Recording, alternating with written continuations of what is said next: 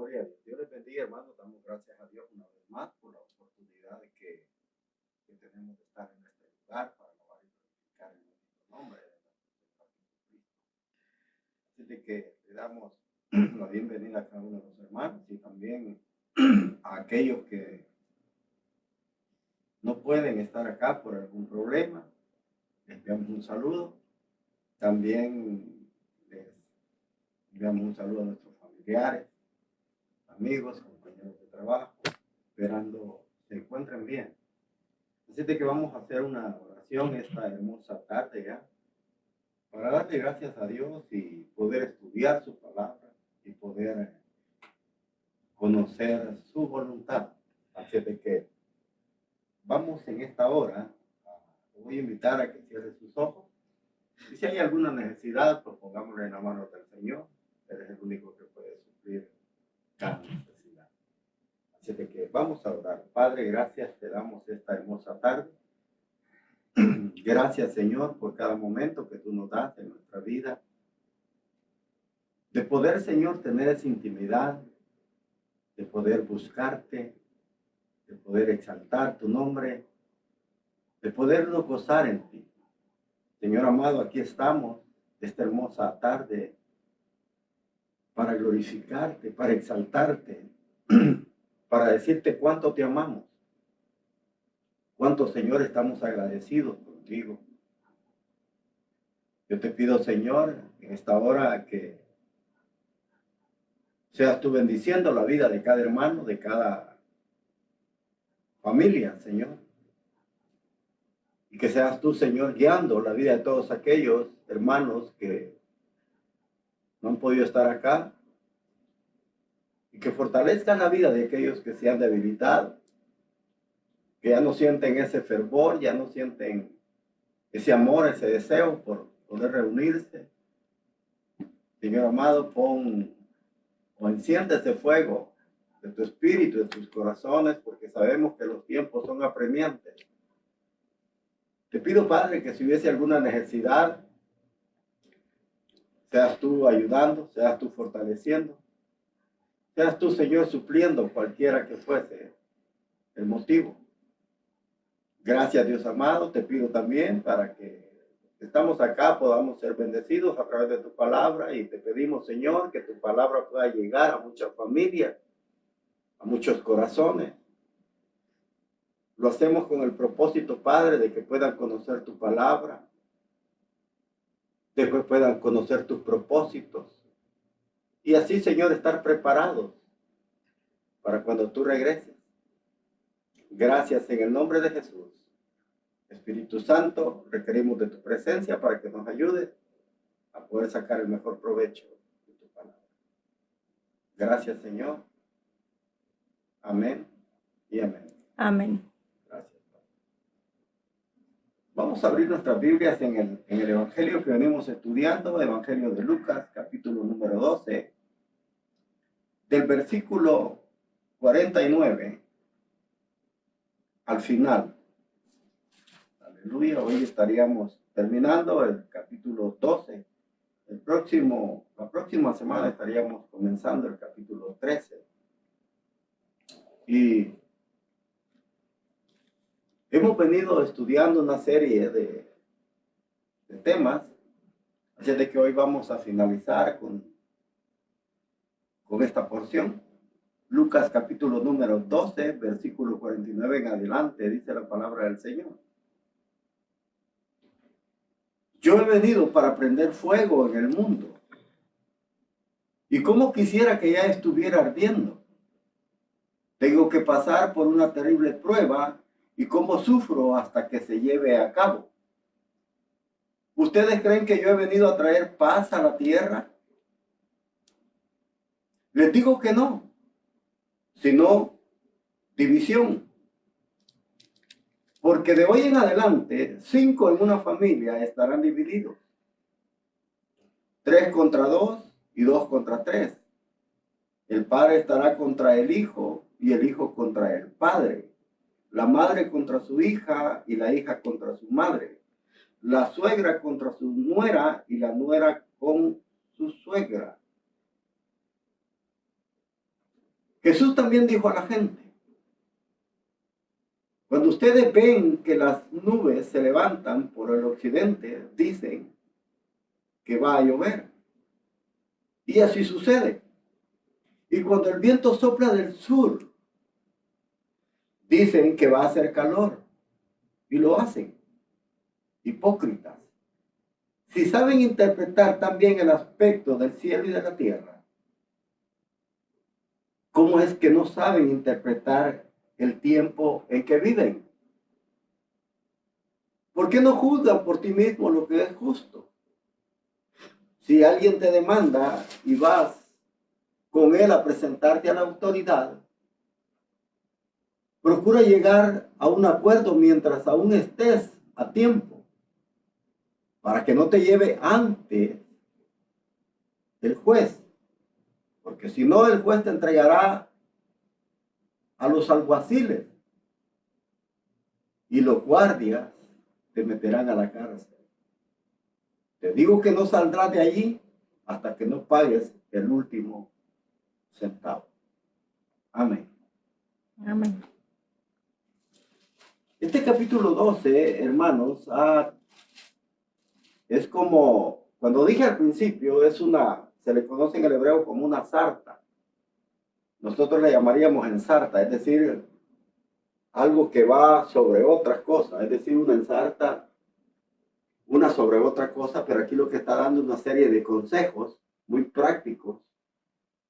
Habíamos venido hablando de muchas cosas en estos temas del capítulo 12, contra la hipocresía, el no tener miedo, a quién se debe temer, el peligro de las riquezas, que Dios cuida de nuestros hijos, de sus hijos, la riqueza en el reino.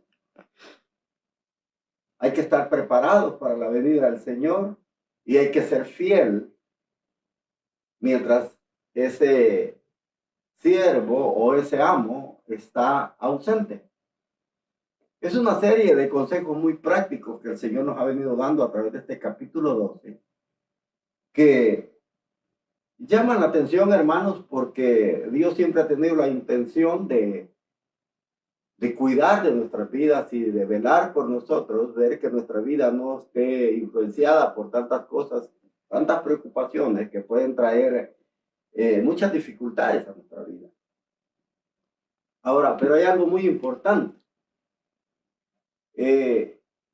Los últimos versículos son 3 temas muy importantes. Es decir, hablan sobre que la venida de Jesús, el primero, sobre la venida de Jesús trajo un fuego purificador y división. También es necesario o es necesaria y urgente el conocer los tiempos señalados por Dios o las señales de los tiempos, como dicen algunas versiones. También, si conocemos esos tiempos, es necesario ponerse en paz con nuestro adversario, es decir, con Dios. Así es de que vamos a tocar estos 3 temas, esperando que podamos sacar el mejor provecho para nuestra vida. Dice la palabra del Señor, yo he venido para prender fuego en el mundo. Fíjese lo que el Señor dice. Y cómo quisiera que ya estuviera ardiendo. Tengo que pasar por una terrible prueba, es decir, ser bautizado con un bautismo. Así dice una versión, pero acá dice más claro. Tengo que pasar por una terrible prueba. Y vuelve a repetir, ¿creen ustedes que yo he venido a traer paz a la tierra? Les digo que no, sino división. Llama la atención, hermanos, porque en este primer párrafo se habla sobre el fuego purificador y la división que traería la venida del Señor a la humanidad. Es decir, hermanos, que uno se pregunta, ¿cómo es que el Evangelio ha venido a traer división y fuego a la misma vez? Recordemos, los hermanos, que hay algo que llama la atención y quiero hacerles ver eso. Cuando el Señor dice esto, parece que fue una advertencia que sorprendió no solamente a los oyentes, sino también a sus mismos discípulos, porque ellos habían estado acostumbrados a escuchar mensajes de perdón, mensajes de misericordia, mensajes sobre ayudar al prójimo, es decir, solo mensajes de paz, de tranquilidad que el Señor había venido dando cuando va rumbo lo que es a Jerusalén a morir por los pecados de la humanidad. Es decir, todo eso lo habían escuchado. Y es algo muy comprensible, hermanos, porque Dios es un Dios de paz. Su hijo es el príncipe, le llama el príncipe de paz, que él dice que va a traer paz al corazón humano. Es decir, habla de tanta paz en muchos aspectos la palabra de Dios. Incluso Isaías dice que su reino mesiánico va a ser un reino de justicia y de paz. Ahora, pero aquí nos sorprende la forma en cómo Jesús habla ya estando cerca de Jerusalén. Recordemos que hacían falta aproximadamente unos 6 meses para llegar a Jerusalén y entregar su vida por los pecados de la humanidad. Pero ahora él pone énfasis en algo. Y llama la atención, hermanos, porque Mateo lo dice de una manera que Jesús reafirma lo que él dice. Y yo solo quiero que vea cómo lo dice precisamente en el capítulo 10 de Mateo, versículo 34 y 34 al 36, es decir, 3 versículos. Mateo capítulo 10, versículo 34, 35 y 36. Ahora, miren lo que dice. No crean ustedes que he venido para establecer la paz en el mundo. Oigan, ahora, esto pudo haber sido chocante y contradictorio para los que lo escucharon. Dice, no crean ustedes que he venido para establecer la paz en este mundo. No he venido para traer la paz, sino pleitos y dificultades. Oigan qué tremendo como lo dice esta versión. Y fíjense que llama la atención porque él dice 2 veces, dice, no crean que he venido al mundo a establecer la paz, a este mundo. No he venido a este mundo a establecer la paz. No he venido a traer paz. Es decir, lo repite 2 veces como por si no lo entendieron. Porque esto es chocante, hermano. Esto es chocante. Ahora, recuérdese que una de las cosas que uno siempre dice que el evangelio es paz para nosotros, que en el evangelio se acaban los problemas, que en el evangelio se acaban todas las dificultades. Eso es lo que la mayoría de pastores dicen. Pero aquí vemos que no es cierto. Que el evangelio trae dificultades, trae divisiones, trae pleitos, trae confrontaciones. Es decir, entonces, ¿cómo pudo haber afectado estas palabras aquel grupo de personas, aquellas multitudes y aquellos discípulos que lo estaban siguiendo, cuando ellos sabían que si se establecía un reino sobre la tierra, iba a ser un reino de justicia, de amor y de misericordia? Es decir, eso habla la palabra del Señor. Ahora, pero esto, casi al final de la vida del Señor Jesús, decir estas palabras eran chocantes. Ahora, si a nosotros se nos dijera que el evangelio trae, como dice esta versión, trae pleitos y dificultades, ¿quién quisiera ser cristiano? Nadie, ¿verdad? Porque todos prácticamente buscan el tener una vida tranquila, el tener una vida sosegada, en donde no hayan dificultades, no hayan problemas, porque mucha gente busca el evangelio porque dicen que aquí se acaban los problemas. Eso es lo que muchos pastores dicen, pero es una mentira. Es aquí donde comienzan los problemas. Amén. Y esto es lo tremendo. Es aquí donde comienzan los problemas. Cuando uno llega al evangelio, no terminan los problemas, comienzan los problemas. Y lo peor de todo es que los problemas comienzan no afuera, sino en el mismo seno familiar. Es decir, en el núcleo más sagrado de lo que es la familia. Ahí comienzan los problemas, las dificultades, las divisiones. Ahí comienza todo. Y esto es lo que Jesús estaba diciendo. Él dice que le ha venido a prender fuego al mundo. Es decir, fuego habla de problemas, dificultades, pleitos, divisiones, contradicciones. Y precisamente no en el mundo, sino en lo más sagrado que es la familia. Fíjese bien. Ahora, y dice él, le he venido a prender fuego al mundo. Y como quisiera, dice, que ya estuviera ardiendo. Es decir, recordémonos que el ministerio del Señor Jesús apenas estaba casi concluyendo con sus 3 años de ministerio. Entonces, prácticamente la obra que él venía a realizar estaba prácticamente comenzando. Y ese fuego estaba comenzando a arder. Comenzando a arder. Es decir, cuando el evangelio se propagara, esto iba a ser un mundo en llamas. Por eso él dice, ¿cómo quisiera que ya estuviera ardiendo? Ahora, porque la obra apenas estaba comenzando con él. Todavía los discípulos lo acompañaban. No habían sido todavía ellos enviados solos ya donde ellos se quedaran para poder proseguir con este trabajo que el Señor había comenzado. Por eso es que él dice, ¿cómo quisiera que ella estuviera ardiendo? Este estaba comenzando a arder. Y mire lo que dice. Dice, en la versión Reina Valera dice que tengo que ser bautizado con un bautismo, pero este bautismo no está hablando precisamente de un bautismo del Espíritu Santo, no está hablando de un bautismo en agua, sino precisamente está hablando de una manera que él da a entender que ese bautismo va a ser una prueba muy dura que él va a pasar. Y ese bautismo está hablando precisamente de sumergirse en la muerte.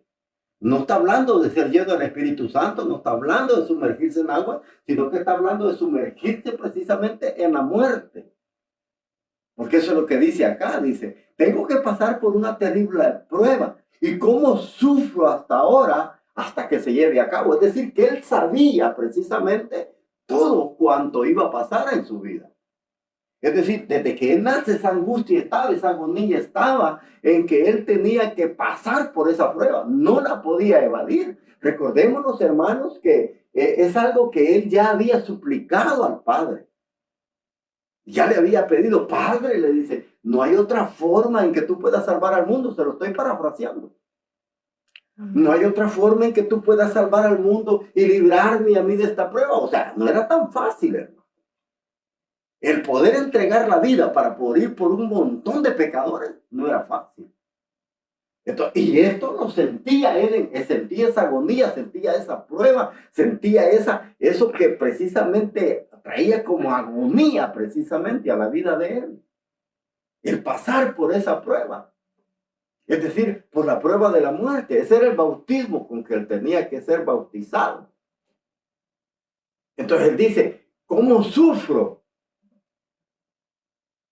Sufro en el sentido de que no era que él no estuviera dispuesto, porque recordemos que él fue quien decidió tomar la decisión y le dijo al Padre, yo iré.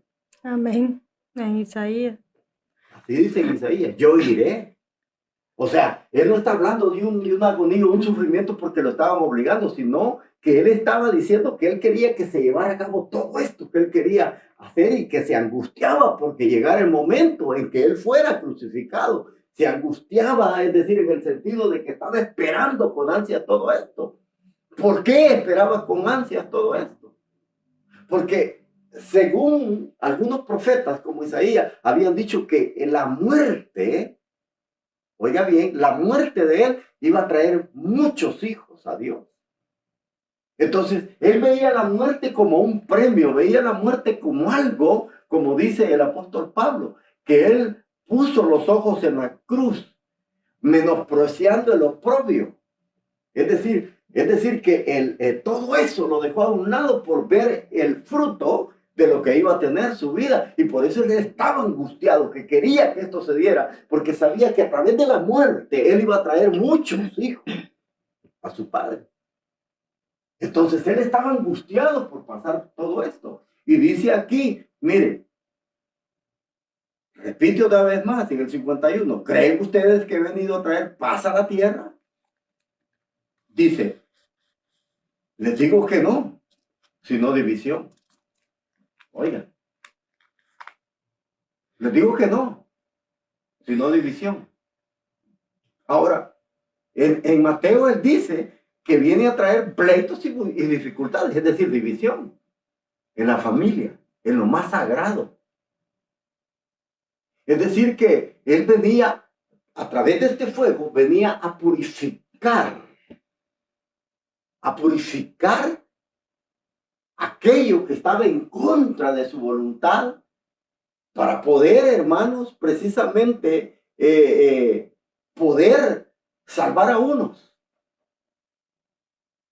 Y aquellos que quizás no estuvieran de acuerdo con él, su final iba a ser otro. Es decir, ese fuego iba a ser una purificación entre buenos y malos. Porque llama, hermanos, llama la atención. Y le digo esto porque Zacarías habla de esta purificación. Dice que él se va a sentar como purificador, purificando a las tribus de Israel. Dice que él las va a purificar a través del fuego. Es decir, separar la escoria y dejar solamente lo esencial. Entonces, esto es lo que iba a hacer en las familias. ¿Y por qué iba a traer esas dificultades y esos pleitos en la familia que iban a causar división? Recuerdes, hermanos, que una de las cosas importantes en la familia era que antiguamente los padres tenían la autoridad. Ellos tenían la autoridad suprema sobre la familia, sobre los hijos. Los hijos hacían lo que los padres decían. Es decir, a hijos que vivían con años, con esposas, con sus hijos, ya eran hombres adultos, y ellos, hermanos, vivían siempre unidos en la familia. Es decir, no se desligaban como ahora. Es decir, que ellos pasaban unidos toda la vida, y ellos siempre obedecían a sus padres, aunque tuvieran sus esposas. Siempre la obediencia la tenían a sus padres, es decir, era una autoridad suprema. Ahora, pero cuando esa autoridad de los padres iba en contra de la voluntad de Dios, oiga, cuando esa autoridad suprema que tenían los padres iba en contra de la voluntad de Dios, en donde se debería de definir si hacerle caso o no. Porque recuérdense que hay órdenes que muchas veces los padres daban que eran contrarios a la voluntad de Dios. Y los hijos lo sabían. Los hijos sabían que a veces esto era contrario a la voluntad de Dios. Entonces, ¿qué es lo que ellos tenían que hacer? Tomar una definición.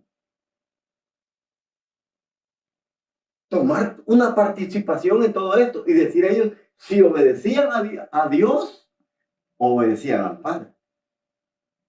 Es decir, y es allí donde se hacía el pleito y el problema. ¿Sabe por qué? Porque esa que era autoridad suprema, la autoridad suprema que eran los padres, se les ponía por encima de ellos la autoridad divina de Dios.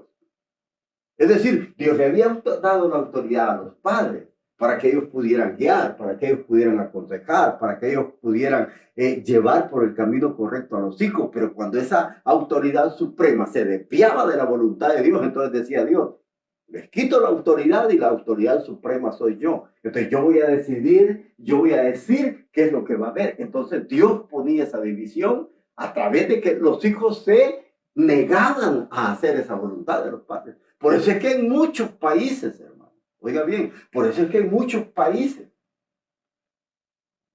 pasaba eso.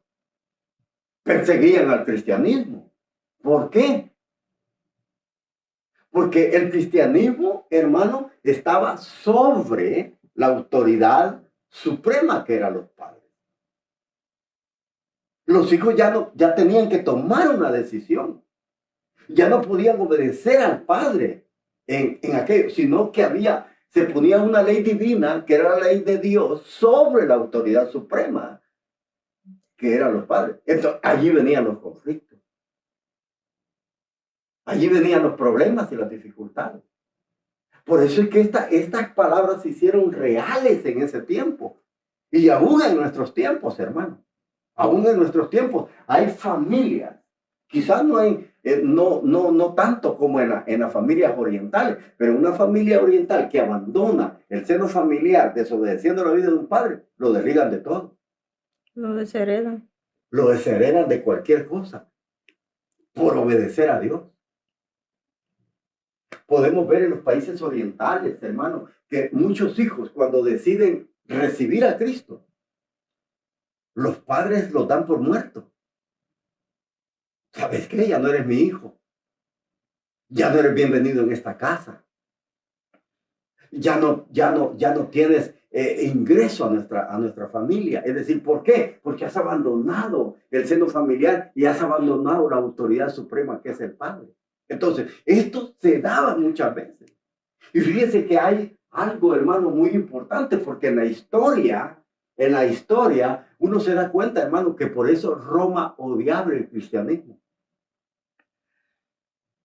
¿Sabe por qué Roma odiaba el cristianismo?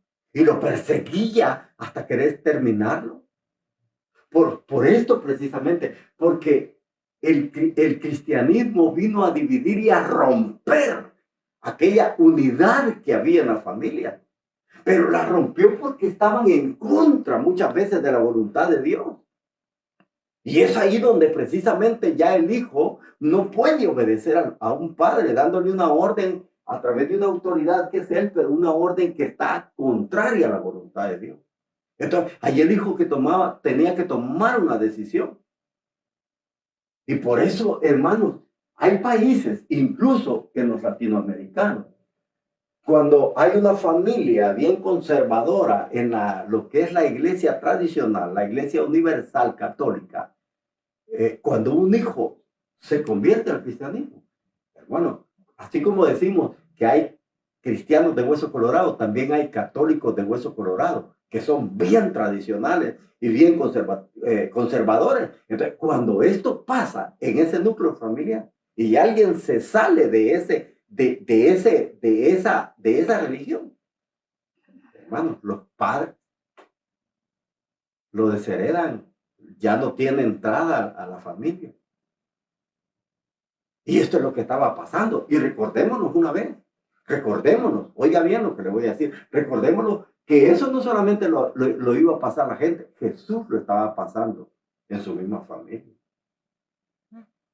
Sus hermanos no lo querían. Sus hermanos, todos decían que está loco, que está enfermo, no sabe lo que hace. Es decir, hasta en la familia de Jesús. Oiga bien. Se creó ese pleito, esas dificultades, esa división. ¿Por qué? Porque Jesús, hermano, era un siervo tan fiel a Dios, no a la familia, fiel a Dios. Y esa fidelidad a Dios, hermano, de cualquier persona va a traer dificultades porque el evangelio siempre trae o levanta un espíritu de crítica en la vida que recibe el evangelio y comienza a señalar lo malo que incluso la misma familia está haciendo. Y esto es lo que la familia aborrece. Esto es lo que había pasado Jesús. Hay un salmo, hermano, donde Jesús habla y dice, yo soy extraño a mis propios hermanos, a mi familia. Ellos me miran como extraño, como un raro. Así lo veían. Y por eso el Señor dijo, porque de hoy en adelante, dice, oye, de hoy en adelante, de ese tiempo que el ministerio del Señor estaba por concluir, es decir, ya estaba comenzando a traer divisiones a la familia. Y esto es así, hermano. Esto es así. ¿Por qué? Le voy a poner un ejemplo. Si alguien en la familia Si una pareja en la familia no son cristianos, ellos les gusta andar de parranda, andar en fiestas, andar haciendo, y uno se convierte, ya ese hogar comienza a tener problemas. La mujer ya no se siente bien. ¿Por qué? Porque ya no hacen lo que hacían.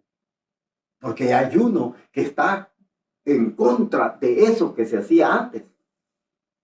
Ya Dios le abrió los ojos, le quitó la venda y él dice, no, esto es malo. Esto no lo puedo hacer. Esto es contrario a la voluntad. Y ahí es donde se va creando dificultades. Por eso es que la palabra de Dios aconseja de que dice que no hay que unirse con yugo desigual. No hay que unirse con yugo desigual, porque el yugo desigual acarrea problemas, hermano. Y esto era lo que pasaba. Esto era lo que estaba pasando. Y esto ha ocurrido, hermano, aún en nuestro tiempo. Matrimonios que se disuelven, matrimonios que se separan, se dividen por causa de qué? De que ya aquel, sea hombre o sea mujer, que ya no acompaña al otro, ya acarrea problemas, dificultades en la familia. Hay hombres que han llegado a decir, mira, si vas a la iglesia o te quedas con la iglesia, te quedas conmigo. O sea, llega un punto en donde se cuestiona todo esto que cualquiera de ambos, de cualquiera de los dos, está haciendo y se pone las cartas sobre la mesa. Entonces es lo que estaba pasando, por eso Jesús dijo que iba a haber división. Si en una familia, mire, dice aquí, porque desde hoy en adelante, versículo 52, 5 en una familia estarán divididos, 3 contra 2. ¿Y por qué habla 3 contra 2? 3 contra 2. Si 2 de esa familia se convierten, 5 van a estar en contra. Y si 3 de esa familia se convierten, 2 van a estar en contra. Es decir, si 5, dice, en una familia, dice el Señor, si 5 hay en una familia, 3 estarán en contra de 2 o 2 estarán en contra de 3. Y dice, el padre estará en contra de su hijo y su hijo en contra del padre. Oiga, el padre en contra de su hijo, esto era normal. Que el padre estuviera en desacuerdo con su hijo porque su hijo no obedecía. Esto era normal en la familia. Pero que un hijo estuviera en desobediencia, esto era algo fuera de lo normal. Porque un hijo siempre obedecía a su padre. Y esto, mire, aquí dice, el padre estará en contra del hijo y el hijo contra su padre. La madre contra su hija y su hija contra su madre. Y la suegra contra su nuera y la nuera contra su suegra. Ahora imagínense, si muchas veces la nuera y la suegra no se han querido, ahora con eso, todavía peor. Todavía iba a acarrear más dificultad. Ahora, Mateo dice el Señor que los peores enemigos no iban a estar afuera. Eso es lo que dice Mateo en el capítulo 30, en el versículo 36 del capítulo 10. Mire lo que dice. El peor enemigo de ustedes lo tendrán en su propia familia. ¿Qué es lo que pasaba en tiempos de Jesús? Cuando él dice que los peores enemigos los tendrán dentro de la familia, cuando alguien se hacía cristiano, era denunciado. Era denunciado o bien por el padre o bien por el hijo, o bien por la hija o bien por la madre. Bien por la nuera o bien por la suegra, pero eran denunciados. Entonces, por eso se volvía, hermano, un tremendo problema.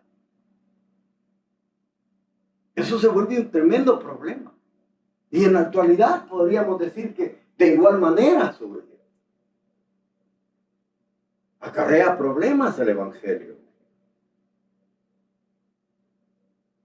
Porque la familia muchas veces se sorprende cuando ya uno ya no frecuenta con ellos, porque ya uno ya no participa en las fiestas de ellos, la familia se siente molesta.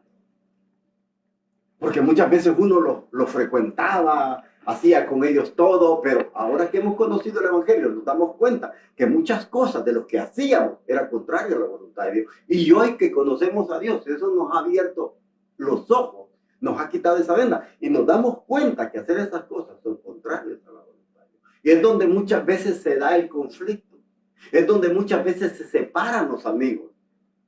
A veces dicen, ya no queremos a este como amigo porque ya no hace lo que hacíamos antes.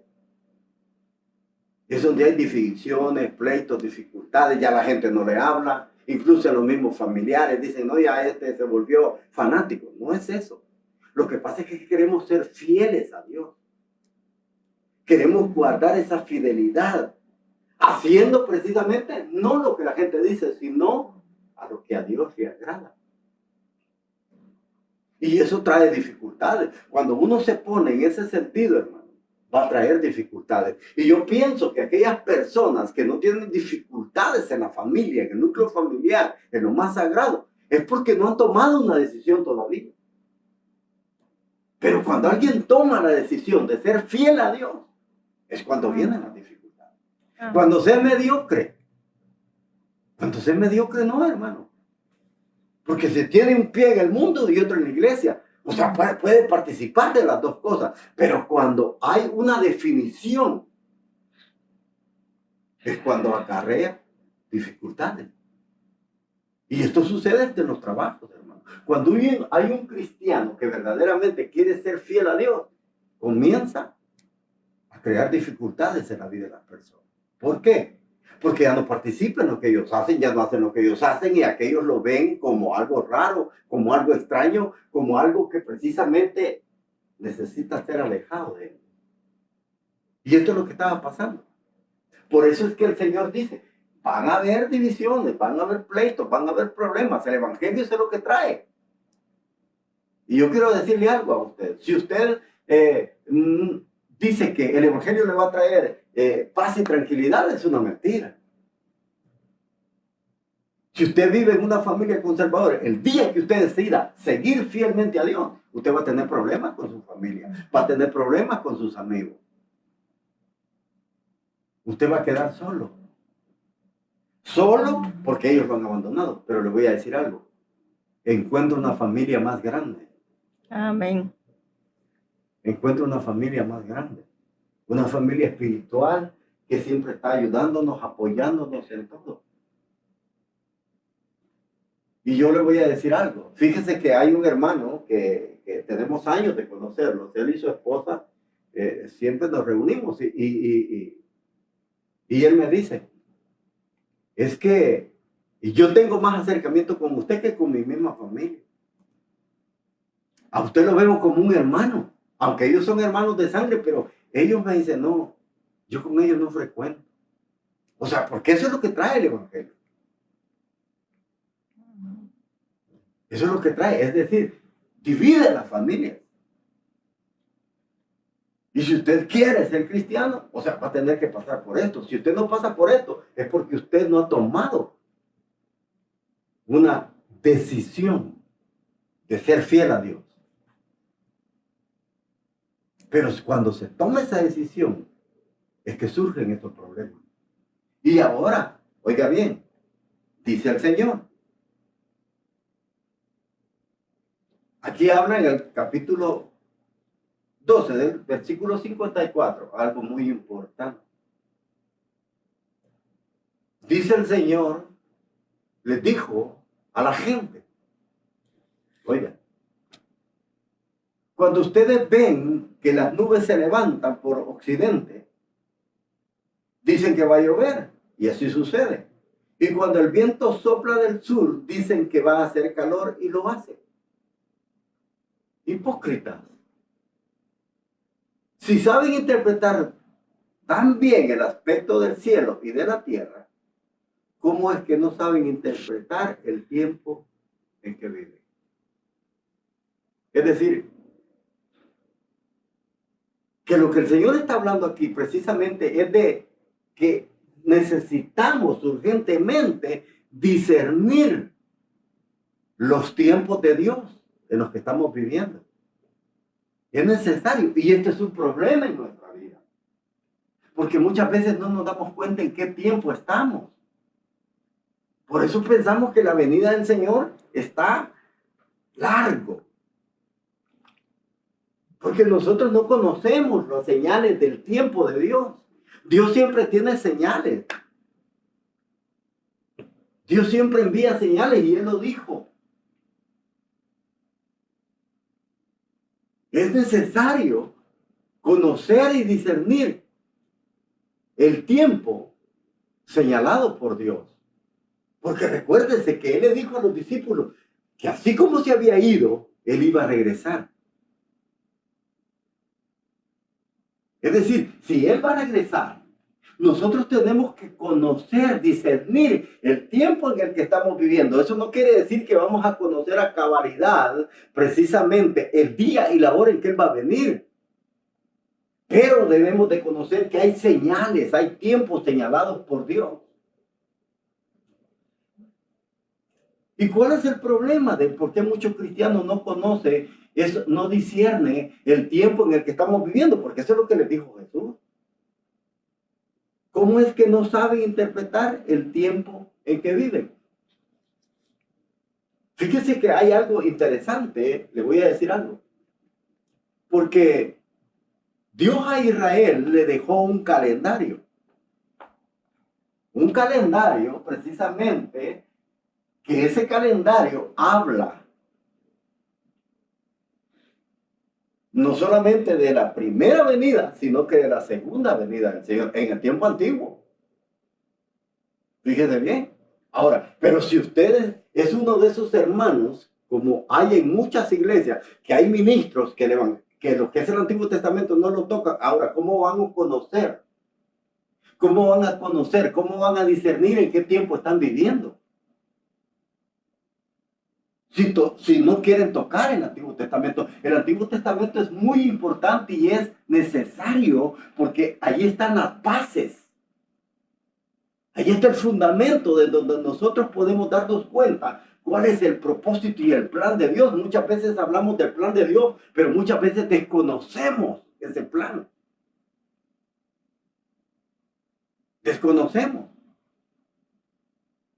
¿Y por qué muchas veces los desconocemos? Porque nosotros tenemos un calendario muy diferente al calendario de Dios. Fíjese que llama la atención porque Dios tiene su tiempo. Es decir, aquí Jesús está haciendo algo muy claro. Y le está diciendo que ellos pueden conocer el tiempo, es decir, el cronos. Ellos conocían el tiempo atmosférico, el cronos. Y eso es lo que les dice Jesús. Cuando ustedes ven las nubes que se levantan por occidente, dicen va a llover. Y así sucede. Oiga bien. Y dice, y cuando el viento sopla del sur, es decir, de lo que es el desierto del Araba, como se le conocía, el desierto de Araba, es decir, una zona muy caliente, dice él, cuando ustedes ven que el viento del sur sopla, dicen que va a hacer calor y lo hace. Lo hace. Es decir, ellos conocían el tiempo, lo que es el crono, pero desconocían el otro tiempo, que es el tiempo de Dios. A ese tiempo es al que yo me refiero y al tiempo que Jesús se está refiriendo. ¿Por qué nosotros no conocemos el tiempo de Dios? A lo que en el hebreo se le conoce como el kairos. No es el crono, porque el crono es el tiempo atmosférico, pero el tiempo de Dios es algo muy diferente y eso es lo que nosotros hacemos. Por eso es que nosotros muchas veces no acertamos en las cosas. ¿Sabe por qué? Porque hacemos las cosas fuera del tiempo de Dios. No lo hacemos en el tiempo de Dios. Recuérdese que Jesús, todo lo que él hacía, lo hacía en el tiempo de su Padre. Y eso es lo que le dijo a sus hermanos, a su familia. Le dijo, uno de sus hermanos dice que le dijo, cuando alguien hace cosas o señales, no lo hace en secreto, se manifiesta al mundo. Entonces ve, le dice, y manifiéstate, sube a Jerusalén y manifiéstate allá que tú verdaderamente eres el Mesías. Y les dijo él, es que todavía no es mi tiempo. Es decir, hablando del tiempo del Padre. Él actuaba en el tiempo del Padre. Él no actuaba fuera del tiempo del Padre, sino que siempre esperaba ese tiempo del Padre. Él le dice a su hermano, le dice, el tiempo para ustedes siempre está presente. Es decir, ustedes conocen su tiempo, pero el tiempo de mi Padre ustedes no lo conocen. Yo hago las cosas que a mi Padre le agradan, pero en su tiempo. No había llegado el tiempo. Dios tiene un tiempo en el que hace las cosas. Y a ese tiempo muchas veces se le conoce también como la economía de Dios. Porque Él es allí donde trabaja, Él es allí donde actúa. Entonces, nosotros como hijos de Dios deberíamos de conocer ese tiempo. Pero lo desconocemos. Desconocemos las señales de los tiempos. No sabemos en qué tiempo estamos. No sabemos si la venida del Señor está cerca. No sabemos. Por eso hay mucha gente confiada.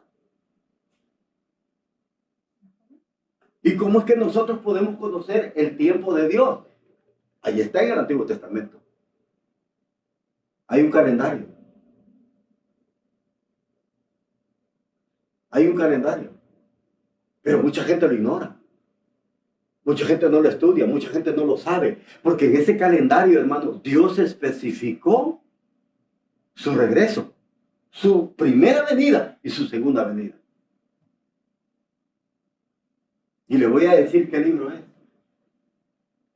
Por eso, a mí me gusta estudiar la palabra del Señor y me gusta meterme profundamente porque sé, hermano, que es importante para mi vida. Es importante para mí, para mi esposa. Es importante para los hermanos que se reúnen conmigo. Es importante que yo les diga, si ellos no lo hacen por desidia, si ellos no lo hacen porque no se interesan, es necesario que yo se los diga para que no los agarre desprevenida la venida del Señor. Recuérdense que antes de esto, el Señor había estado hablando, que dice que habla de un siervo infiel, que su Señor le dejó encargado de los bienes y él se fue. Ese amo, ese Señor, es precisamente, él está hablando de la venida del Maestro. Que vino y se fue, pero va a regresar. Y dice que aquel siervo infiel, como vio que su amo tardaba en regresar, comenzó a hacer cosas malas. Pero dice que su amo va a regresar en el tiempo en que él menos lo espere. Y le va a pedir cuenta. Va a tener que rendirle cuenta. Y eso precisamente habla de la segunda venida, que tenemos que estar preparados para su segunda venida. Por eso después puso el ejemplo del siervo fiel. Bienaventurado aquel siervo, aquel mayordomo fiel, dice, que da su ración de comida a sus siervos a tiempo. Bienaventurado cuando el Señor regrese y lo encuentre haciendo así. Bienaventurado. Entonces, nosotros, hermanos, tenemos que conocer precisamente esas señales, discernir en qué tiempo estamos viviendo, porque precisamente lo que Jesús está hablando, que les dice que ellos conocen el cielo, conocen las nubes, está hablando del tiempo, del cronos. Ahora, pero de lo que él va a hablar son de eventos mundiales, eventos que están en el calendario de Dios y que se están llevando de una manera paulatina y se están cumpliendo. Eso es lo más importante, que se están cumpliendo delante de nuestros ojos y nosotros ni siquiera nos damos cuenta. ¿Por qué? Esto no debería de ignorar en nuestra vida. Esto no debería de pasar. Pero está sucediendo. Entonces quiere decir, recuérdense lo que el Señor dice, que dice que si el amo de la casa, dice, supiera a qué hora va a venir el ladrón, a qué hora de la noche va a llegar el ladrón y va a entrar a su casa a robar, se mantendría despierto. Y dice, ustedes estén preparados, porque el Hijo del Hombre vendrá cuando menos lo esperen. Es decir, que va a ser sorpresivo, los va a hallar desprevenidos. ¿Y cómo los va a encontrar? Entonces, por eso es necesario conocer el Kairos de Dios. ¿Y a dónde lo conocemos? En el Antiguo Testamento, pero como le digo, hay muchos que el Antiguo Testamento no lo leen.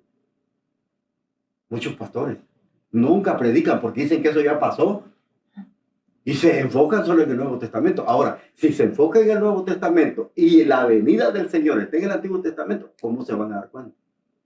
¿Cómo lo saben? Ah, eso es ignorancia, ¿no? Y precisamente Dios dejó un calendario. Y yo le voy a decir algo. Todo lo que ocurre en Jerusalén, Jerusalén es el reloj de Dios.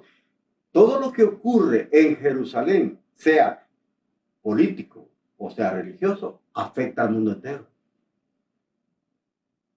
Pueden pasar muchas cosas en otras naciones, pero no afecta a Israel. Porque Dios tiene un calendario para esa nación. Y con esa nación decidió trabajar. ¿Y cuál es ese calendario? Precisamente está en el libro de Levítico capítulo 23. Fíjese que hay versiones que dicen, oiga bien cómo se lo voy a leer aquí. Levítico capítulo 23. Y está el calendario de Dios y nosotros lo ignoramos.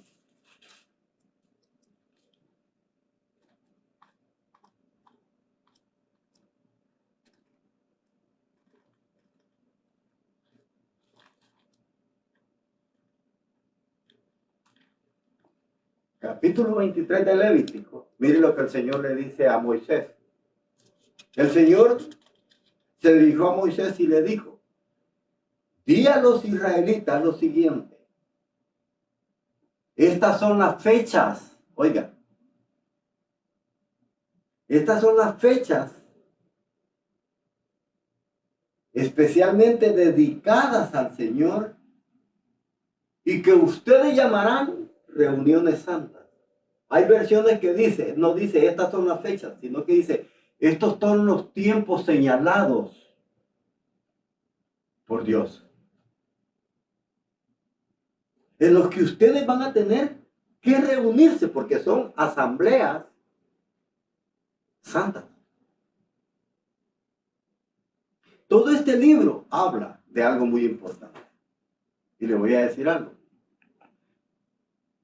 En este libro de Levítico, capítulo 23, se habla de 7 fiestas. 7 fiestas. Oiga bien. Y esas fiestas precisamente son el calendario de Dios. Pero allí, hermano, hay algo que nosotros tenemos que escudriñar. Porque esto está relacionado con la venida del Señor. ¿Cuál fue la primera fiesta señalada para ellos? Fue la del Cordero Pascual. Ese iba a ser el comienzo del año o cabeza del año, como se le conoce. Oiga bien, ahora, esa fue la primera fiesta, una de las más importantes. Todas son importantes, pero esa era importante. La fiesta de la Pascua, es decir, del Cordero Pascual que iba a morir cuando ellos iban a salir de la esclavitud de Egipto. El Señor les dice, ustedes van a sacrificar un cordero y lo van a sacrificar en medio de las 2 tardes, es decir, en medio del 14 y el 15.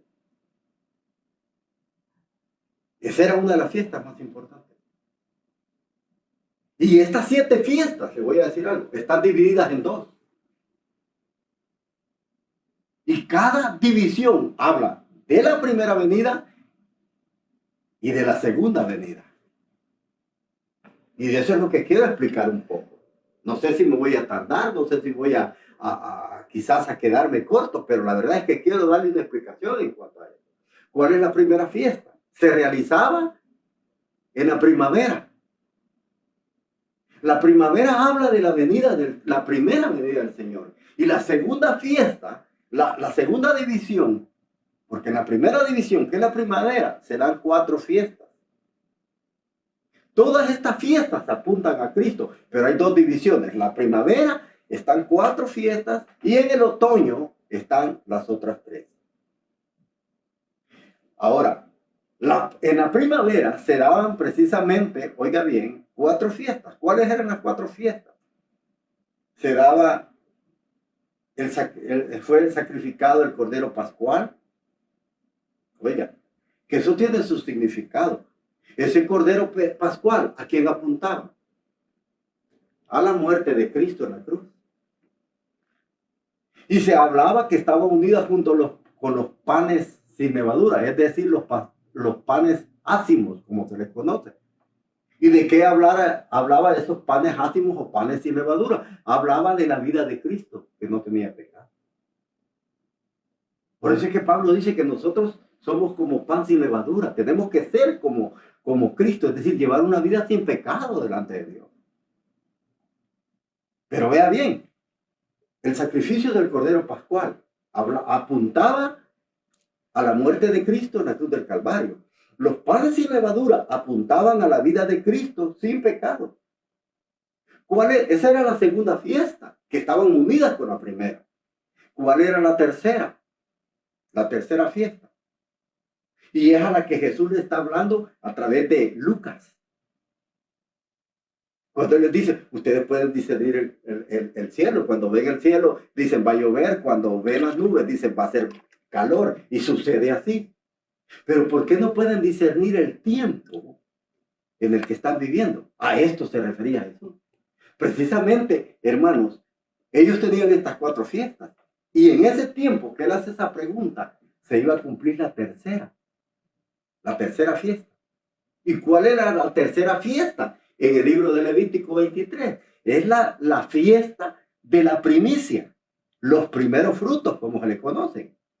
Cuando ellos cultivaban, porque recordemos que eran una comunidad agrícola, y cuando ellos cultivaban los primeros frutos, hermanos, que daban la cosecha, se los llevaban al Señor.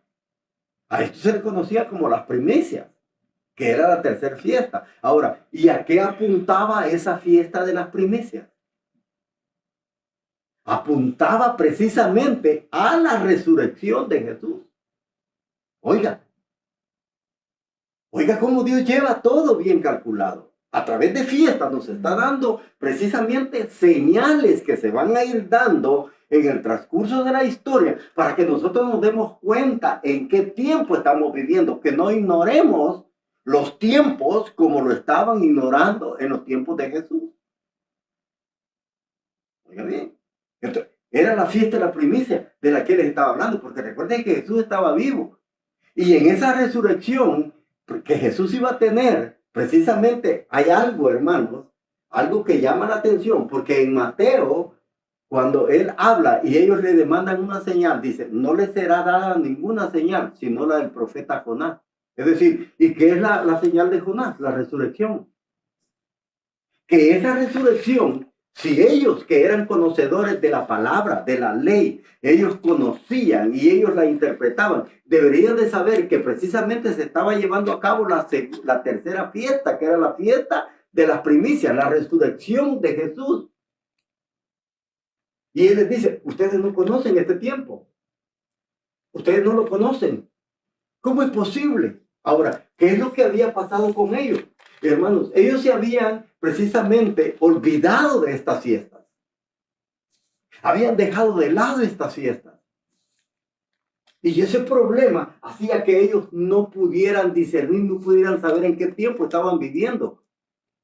Ahora, ¿por qué le habían pedido señales a Jesús? Porque querían que Él les presentara más cartas de presentación o sus credenciales, que si verdaderamente era el Mesías, el enviado de Dios. Ahora, ellos habían visto muchos milagros en el ministerio de Jesús.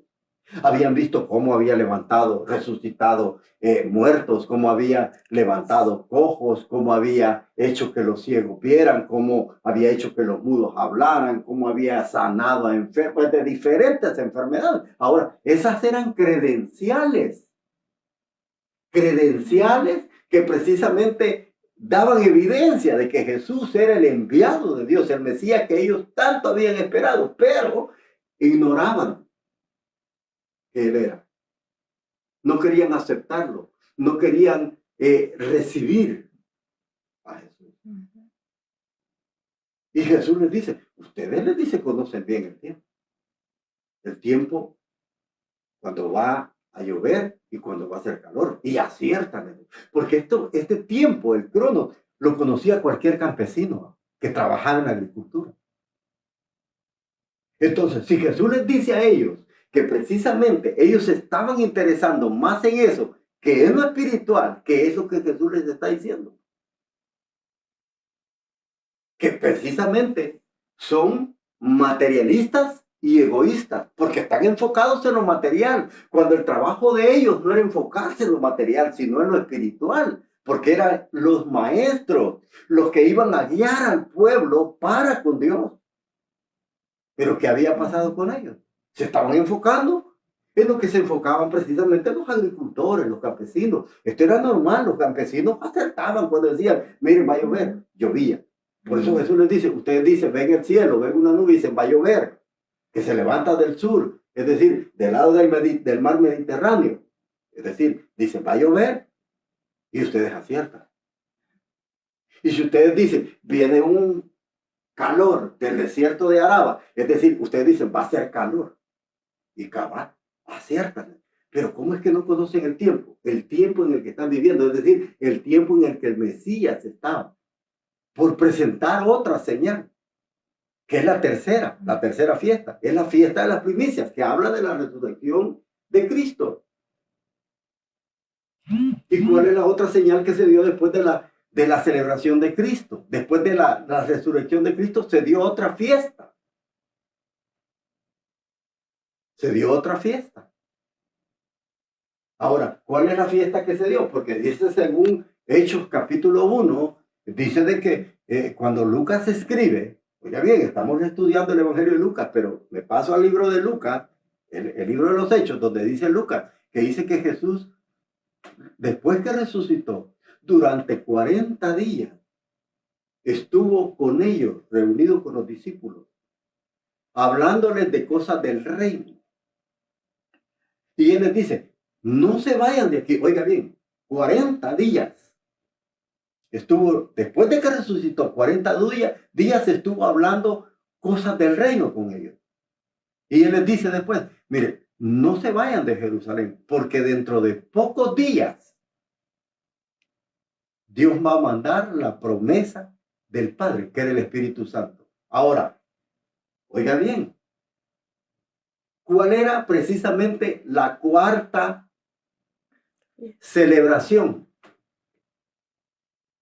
La cuarta celebración era a lo que se conoce como el Pentecostés, que fue el derramamiento del Espíritu Santo. Pero ¿cuándo surgió el derramamiento del Espíritu Santo? ¿Cuándo se celebraba esta fiesta del Pentecostés en el Antiguo Testamento? Después de 50 días de haber celebrado la fiesta de las primicias. Después de las primicias, se contaban 50 días y se celebraba la fiesta del Pentecostés. Oiga bien, porque Pentecostés en hebreo significa, en griego, perdón, significa la fiesta de los 50 días. Esto significa Pentecostés. La celebración de los 50 días, es decir, la cuarta fiesta de la que habla Levítico 23. Se cumplieron en el tiempo de Jesús. 4 fiestas, es decir, en su primera venida. Que la primavera habla de la primera venida de Jesús, que se van a celebrar estas 4 fiestas. Ya dijimos, el Cordero Pascual, los panes sin levadura, la fiesta de las primicias y la fiesta de los 50 días, que es Pentecostés. Eso se dio cuando el Espíritu Santo vino. Se habían cumplido 4. Quedan 3. Que esas 3 están en la segunda venida y que se celebran de una manera unida. Pero ¿cuál es la otra fiesta que sigue después de la fiesta de los 50 días o la fiesta del Pentecostés? ¿Cuál es la fiesta que falta? ¿Sabe cuál es la fiesta? Es la fiesta de las trompetas. Es la fiesta de las trompetas. Lo que dice Apocalipsis. La fiesta de la que habla Pablo. Cuando dice Pablo de que precisamente dice, se tocará la trompeta. Porque con voz de mando, con voz de arcángel y con trompeta de Dios, dice, sonará la trompeta y los muertos en Cristo resucitarán primero, dice Pablo. Luego nosotros que hayamos quedado, seremos transformados para recibir al Señor en el aire. Oiga bien. Entonces quiere decir que la otra fiesta, que es la segunda parte, que es en la segunda venida, que falta por cumplir 3. ¿Y cuáles son esas 3? La fiesta de las trompetas. ¿Por qué se le llamaba la fiesta de las trompetas? Porque era una fiesta de alarma. Es decir, para prepararse. Esta fiesta servía para prepararse, para reunirse, toda la asamblea y estar preparados. Es decir, era una trompeta de alerta.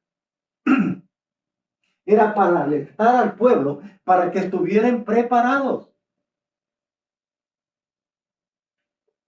Por eso a esta fiesta de trompeta se le conoce en el hebreo como el Yom Teruah. Así se le conoce, a la fiesta de las trompetas. En ese tiempo se tocaban las trompetas y todo el mundo, hermano, se reunía en una sola asamblea, en un solo lugar. Esta era la quinta fiesta. ¿Cuál es la sexta fiesta? La fiesta que se le conoce en el hebreo como el Yom Kippur, es decir, la fiesta del perdón. Se iban a reunir porque iba a haber un perdón general. ¿Y cuál es la séptima fiesta? La fiesta de los tabernáculos o de las cabañas, como se le conoce. Si usted se recuerda, Israel celebraba esta fiesta y salían de sus casas y hacían champitas de palmas y de todo, de ramas, y allí vivían para recordar el tiempo que ellos estuvieron viviendo durante esos 40 años en el desierto.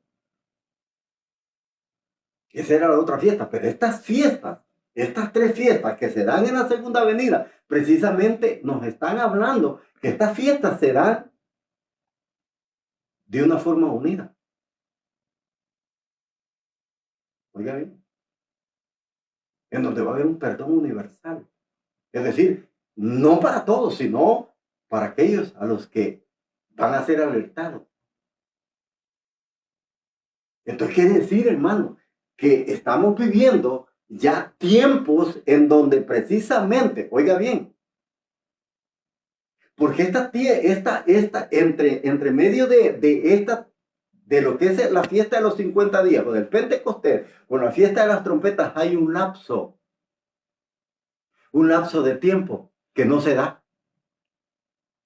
En esa fiesta nos dice, de aquí a tanto tiempo vas a celebrar esa fiesta. Van a sonar esas trompetas. Que a eso precisamente se le llama el jubileo. Pero, oiga bien, o sea, no se da el lapso de tiempo. ¿Y por qué? Porque es lo mismo, hermano. Después de la venida del Pentecostés, hay un tiempo que nosotros, en nuestro tiempo, conocemos como periodo de gracia. No sabemos cuánto tiempo vaya a durar este periodo de gracia. No sabemos en qué momento se va a tocar la trompeta, como dice Pablo. Que se va a tocar esa trompeta. ¿Y qué es lo que va a pasar? ¿Qué es lo que va a pasar cuando se toca esa trompeta? Dice Pablo. Dice que los muertos en Cristo, oiga, en Cristo, no dice que todos los muertos, dice que los muertos en Cristo resucitarán primero. Y luego nosotros, dice Pablo, que estamos vivos, seremos transformados para recibir al Señor. ¿A dónde? En el aire. Y así estar por siempre. Es decir, una reunión, una asamblea que va a estar reunida con el Señor por siempre. Es decir, eso es precisamente lo que falta. Entonces quiere decir que nosotros tenemos que conocer los tiempos, pero ¿por qué mucha gente no los conoce? Esa sería la pregunta. Ahora, pregúntele a un cristiano cosas del mundo. Pregúntele a cristianos del fútbol, sabe cómo van los partidos, saben en dónde están si clasificaron o no, saben cuántos puntos llevan, están metidos en todo esto. Pero pregúntale de lo espiritual, no saben nada. Están desprevenidos. Ujú. No están preocupados porque la venida del Señor está cerca. Recuerden que estamos viviendo tiempos, hermanos, muy apremiantes. Mire, estamos viviendo tiempos donde ya el tiempo que estamos viviendo se puede dar la Confederación de Naciones, se puede dar la venida del Anticristo, se puede dar precisamente todo aquello que es contrario a Dios. ¿Sabe por qué?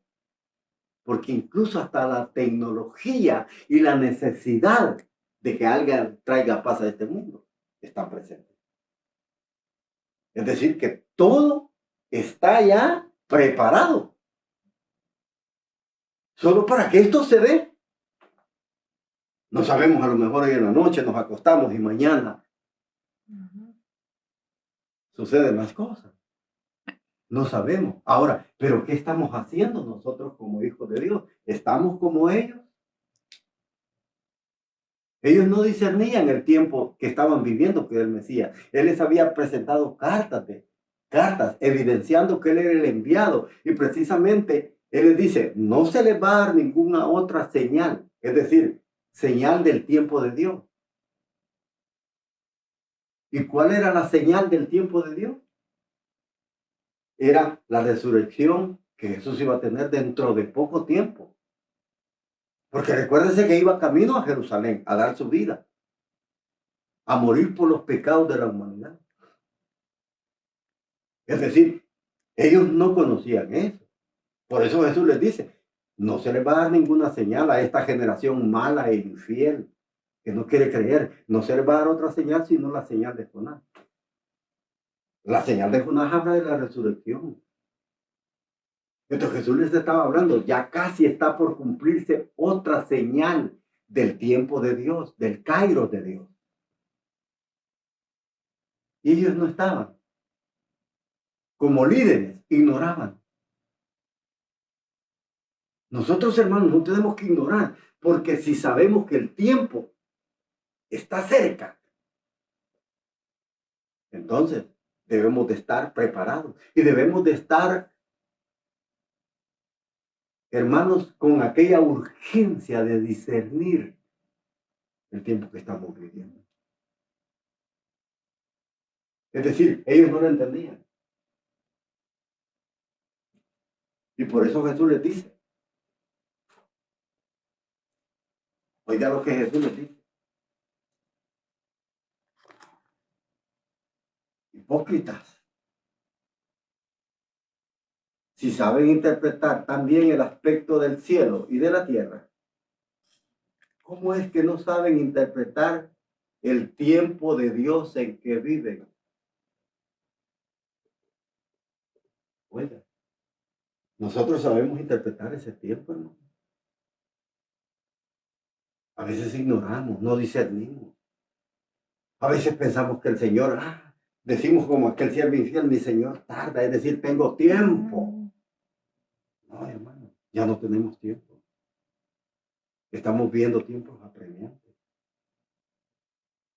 Recuérdese que aún hasta su venida, hasta la venida del Señor, fue algo, hermano, que se dio precisamente en el tiempo de Dios.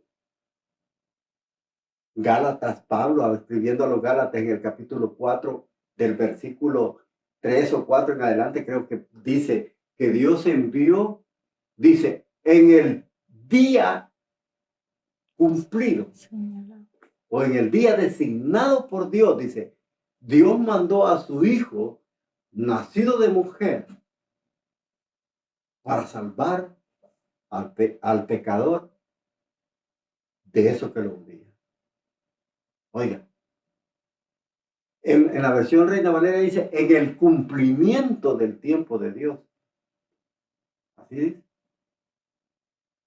Dios mandó a su hijo a su hijo, dijo, nacido de mujer, bajo la ley, para redimir al mundo. Es decir, Dios hasta el día de su nacimiento estaba programado. Estaba en el programa de Dios, estaba en el calendario de Dios. Todo lo que Jesús hizo en su ministerio estuvo bien cronometrado en ese calendario de Dios. ¿Sabe cuál es el problema por el cual nosotros, hermanos, ignoramos? Y yo le voy a decir algo. Así como dice el Señor que Él vino para salvar a los pecadores en ese tiempo de Dios, también Dios tiene un tiempo en el cual va a cerrar la puerta para que ya no haya más entrada. Pablo lo habla a los romanos y dice que cuando haya entrado, dice que Dios ha puesto endurecimiento a Israel en parte para que den la plenitud de los gentiles. Y dice, y hasta que entre el último, Dios comenzará a trabajar con Israel. Es decir, que eso quiere decir que ese periodo de gracia entre lo que es el Pentecostés y las trompetas, el reloj de Dios se ha detenido. Está parado. Pero va a volver a trabajar después que el último gentil haya entrado. Dice, Dios vuelve a trabajar con Israel. No sabemos, hermano, en qué tiempo el reloj de Dios comience a trabajar. Porque Dios envió a su Hijo para salvar a todos. Es decir, hay un tiempo para salvar a los pecadores. No sabemos en qué tiempo Dios cierre ese periodo o este tiempo de gracia. Y va a pasar como en los tiempos de Noé. ¿Que quién cerró el arca? ¿Fue Noé o fue Dios? Fue Dios, ¿verdad? Amén. Noé quizás pudo tener en su sentir el querer abrir la puerta para que aquella gente que se estaba ahogando no se ahogara. Pero la puerta no la había cerrado Noé, la cerró Dios. Y recordemos que la Biblia dice que cuando Dios cierra, Nadie abre. nadie abre. ¿Sabe cuál es el problema por el cual muchos cristianos ignoran el tiempo que estamos viviendo? Porque tenemos un calendario diferente. Tenemos un calendario gregoriano que ha sustituido al calendario lunar, que es donde están precisamente plasmadas las fiestas o el calendario con el cual Dios está trabajando con toda la humanidad. Es decir, nosotros tenemos un calendario que va diferente en muchos aspectos, hasta en las celebraciones de la fiesta. Son solamente imitaciones de la verdadera celebración. Porque para ellos el cabeza de año o el principio de año, como se le conocía, comenzaba precisamente marzo y abril. Ahí comenzaba el año, precisamente, oiga bien, para el pueblo de Dios. Marzo, abril. ¿Cuándo comienza el año para nosotros? Enero y febrero. Diferente, ¿verdad? Enero. Muy diferente. ¿Cuántos meses tenía el calendario de ellos? Tenían 12, igual que el de nosotros, con una diferencia. Cada mes tenía 30 días. Entonces, eso quiere decir que habían 360 días en ese calendario. En el calendario nuestro, que es el gregoriano, ¿cuántos días tiene el año? 365 días. Es decir, en el hebreo todos los meses eran de 30. No había como en el de nosotros, que en el de nosotros hay un mes que tiene 28. Por eso, para completarlo, cada 4 años se cuenta un año bisiesto. Para que puedan salir los 360 días, 365 días. De lo contrario, andamos perdidos, como dijo alguien por ahí, como una vaca en un maizal. Ese es el problema, hermano, por el cual muchas veces hay cristianos que desconocen las cosas, el tiempo de Dios, el kairos de Dios. Conocen el tiempo secular, conocen lo que está pasando, conocen que es bueno para poder invertir, conocen que es bueno para comprar una casa, conocen todo. Es decir, están materializados igual a esto, pero están desconectados del verdadero tiempo, que es el tiempo con el cual Dios está trabajando con nosotros como humanidad. Y de eso deberíamos estar muy urgentes, muy preocupados en conocer ese tiempo. Los demás tiempos no nos interesan, hermano. Sino el tiempo de Dios, porque recuérdese que Él viene. Y dice acá, versículo 57. ¿Por qué no juzgas por ti mismo lo que es justo? Es decir, ¿por qué no juzgas por ti mismo lo que es bueno y malo? Esto es lo que el Señor le estaba diciendo a la multitud y a los escribas. ¿Por qué no juzgas por ti mismo lo que es justo? Es decir, lo que es bueno y lo que es malo. Lo que estás haciendo bien y lo que es malo.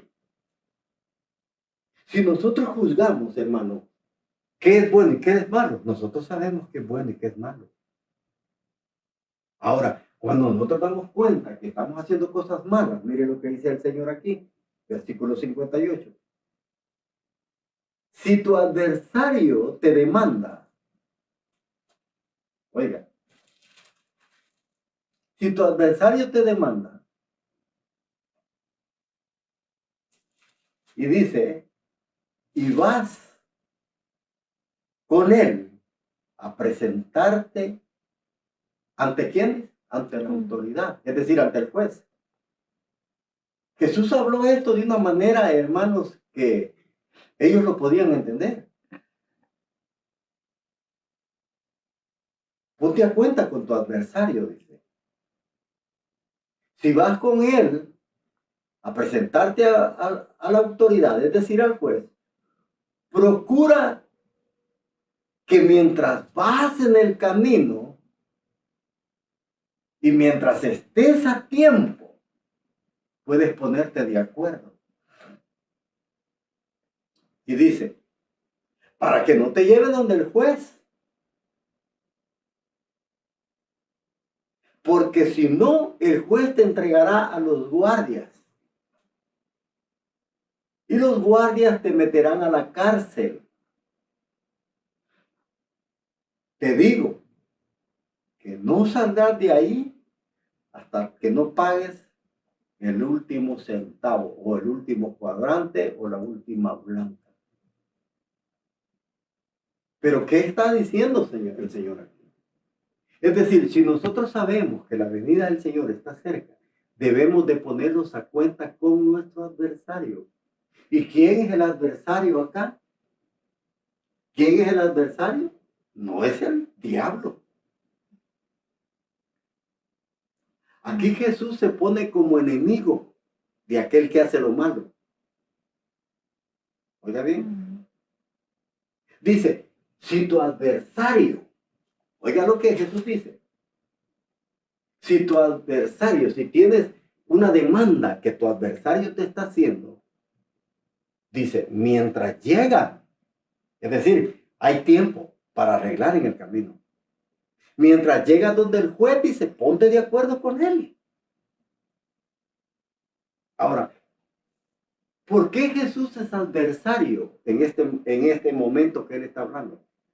Que dice que te pongas de acuerdo con tu adversario. ¿Por qué? Porque Jesús, hermano, es adversario de aquellos que hacen lo malo. Es un adversario. Es alguien que está en contra de lo malo. Entonces, Jesús sabe que estamos haciendo algo malo. Dice, antes de llevarlos donde el juez, que precisamente el juez habla de Dios, dice, mientras vayas donde Él, antes de que llegues donde Él, ponte de acuerdo con Jesús.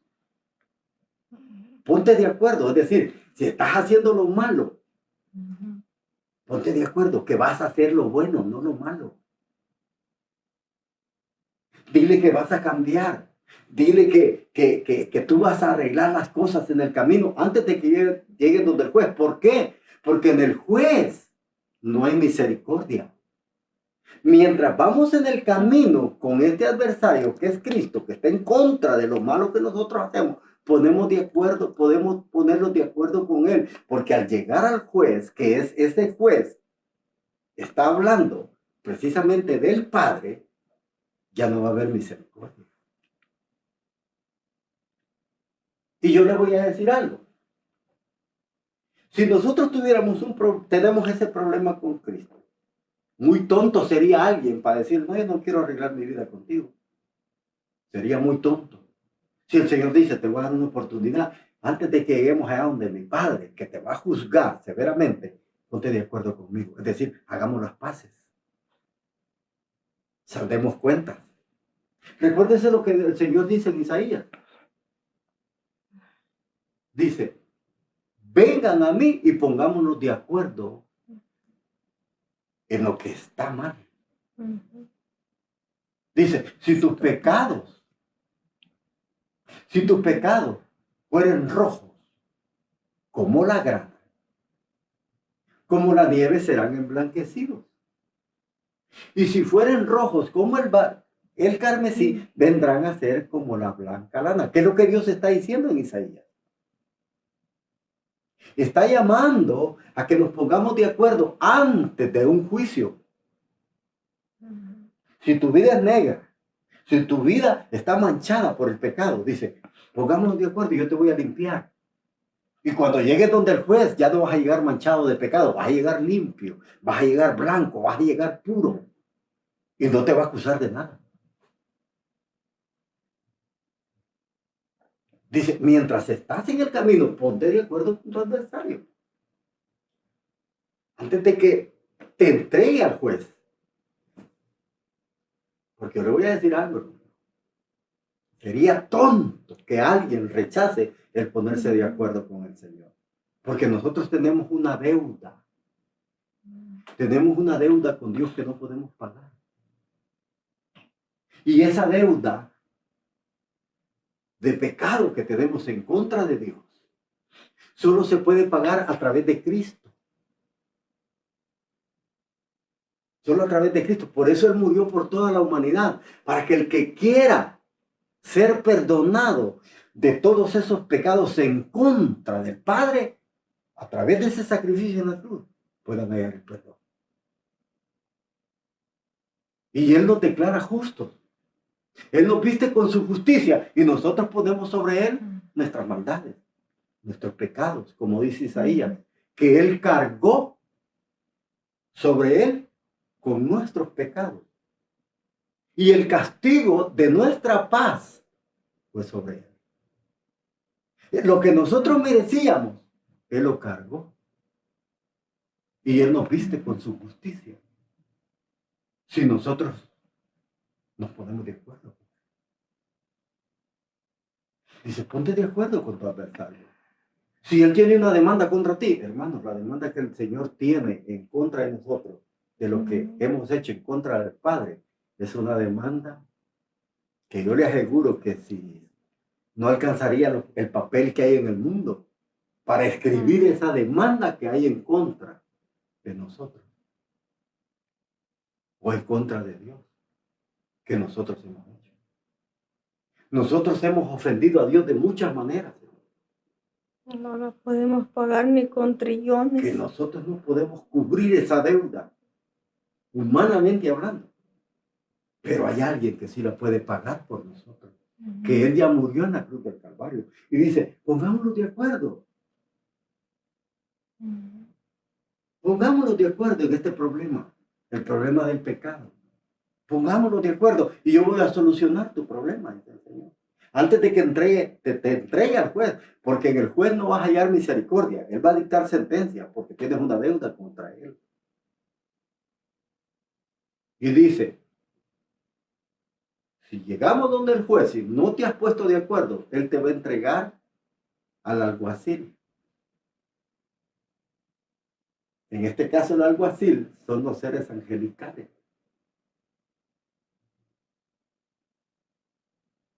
Y dice, y este alguacil te va a meter ¿a dónde? A la cárcel.